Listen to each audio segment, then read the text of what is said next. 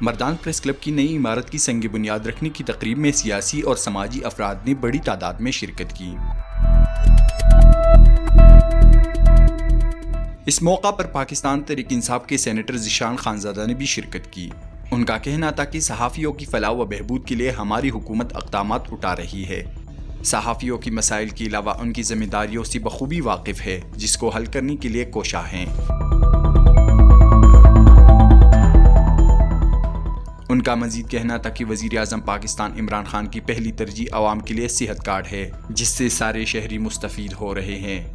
پاکستان تحریک انصاف کی قیادت ایک ایماندار شخص کے ہاتھوں میں ہے، جو ترقی کی راہ پر گامزن ہے۔ وقاص ہارون، sportstory.news